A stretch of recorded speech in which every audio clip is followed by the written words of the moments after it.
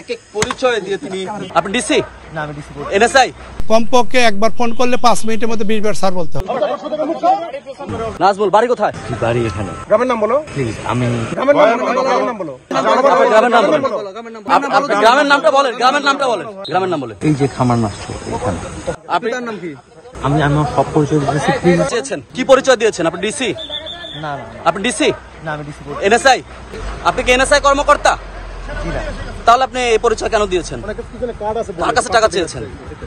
টাকাটা কার কাছে চেয়েছেন? 5 লক্ষ টাকা কার কাছে চেয়েছেন? যে টাকাটা তিনি কিন্তু নিজে স্বীকার করলেন যে তিনি টাকা দিয়েছেন। তাকে সার্চ করা হচ্ছে, এনএসআই সদস্যরা কিন্তু এখানে উপস্থিত রয়েছে। তারা এই মুহূর্তে স্যার আমার ডিস্ট্রিবিউট স্যার আছে, আমার ডিস্ট্রিবিউট স্যার বলবেন। আপনার ভাই দুই জন কথা বলে টাকাগুলো আদায় করতে 5 টাকা করে সেই সাথে দুদকের যে চিঠি এখন তো ভিডিও যাওয়া হয়ে গেছে, এখন এও স্যার রিং করতে আছে তো মাইক বরাবর ভাই দেখো তখন বিভিন্ন ভাবে একটা নাম্বার থেকে আমাকে খুব হুমকি ধুমকি দিচ্ছে, বিভিন্ন চাঁদা দাবি করতেছে, বিভিন্ন ভয় ভীতি দেখাচ্ছে। উনি বলে যে ভাই আপনাদের বিরুদ্ধে দুদকে অনেক অভিযোগ আছে, সেই দুদক তদন্ত দিয়েছে, নাটোর ডিসি স্যারের কাছে তদন্ত দিয়েছে। ডিসি স্যার আমাকে বলেছে যে উনি নাকি এনএসআই ফিল্ড অফিসার, উনি যেটা পরিচয় দিয়েছে, ওনার নাম আসিফ আবদুল্লাহ। এটা ডিসি স্যার খুব মাইন্ড করছে। এখন আপনাদের বিষয়টা ম্যানেজ করতে হলে অনেক টাকা পয়সা লাগবে। এই মর্মে উনি আমার হোয়াটসঅ্যাপে একটা দুদকের সিটিও দেয়, যে সিটিটা আমি আমার জেলা খাদ্য নিয়ন্ত্রক ডিসিপুর স্যারকে দেখাই, আমার আরেকজন কারিগরি খাদ্য পরিদর্শক আছে ওনাকেও জানাই। বিভিন্ন সময় আমাকে হুমকি দিতে থাকে, কেন টাকা দেন, দেরি করতেছেন, এবং আমাকে 7 লাখ টাকার থেকে সর্বশেষ 5 লাখ টাকায় সে বন্দোবস্ত হয়। আমি আজকে ওনাকে বলেছি ভাই আমার কাছে 4,10,000 টাকা আছে।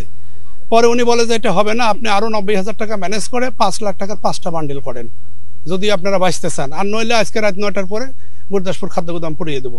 আমি এক পর্যায়ে ভয় পাওয়ার পর আমার ডিসিপুর স্যার সহ আমার আরও সহকর্মী যারা ছিল সবাই আমরা মিলে ডিসি স্যারের কাছে যাই, এবং এই ডিসি জেনারেল স্যার ছিল, এডিএম স্যার ছিলেন, তাদের সামনে আমরা এই সিটিটা দেখাই। তখন তারা দেখে যে সিটিটা একেবারেই ভুয়া।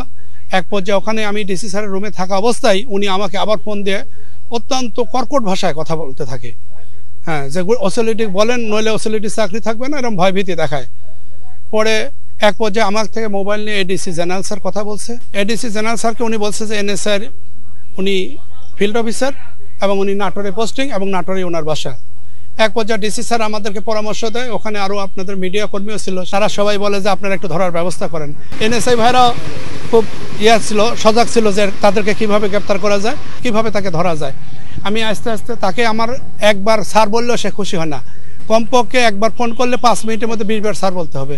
এরকম এক পর্যায়ে আমরা কথা বলতে বলতে আসি, আস্তে আস্তে থাকতে উনি আমাদেরকে গুরদাসপুরে প্রথমে বাস স্ট্যান্ডে যেতে বলে, আমি বলে টাকার ব্যাগ নিয়ে আসেন। আমরা টাকার ব্যাগ নিয়ে এনএসআই সহ তাদের পরামর্শেই আমরা আস্তে আস্তে আগাতে থাকি। এক সময় উনি বাস স্ট্যান্ড থেকে আমাদেরকে বলে যে আপনি ইয়াতে আগে আসেন, মসজিদ বলে আগে আসেন। লোকজন দেখা দেয়, আমি সেভাবে আসি, এবং পাশাপাশি কৌশলে এনএসআই আমাকে অনুসরণ করে তারাও আসতেছে। এক পর্যায়ে তৃতীয়বার উনি যখন আমার কাছে দাঁড়া যায়, বলে যে আমি NSI field officer Asif Abdullah. আমি বলি স্যার আপনার কার্ডটা একটু দেখান, আপনি যে টাকা নেবেন। তখন বলে যে আমার কার্ড আছে, আপনি দ্রুত টাকাটা দেন। আমি ব্যাগ দিয়েই সাথে সাথে আমি ওনার গায়ে জ্যাকেট ছিল, জ্যাকেট মানে 2 হাত দিয়ে চেপে ধরে আমি চিৎকার বলেছি আমাকে বাঁচান বাঁচান। তাৎক্ষণিক এনএসআই লোকজন ওত পেতেছিল, তারা তাৎক্ষণিক এসে তাকে ধরে ফেলে দিয়েছে।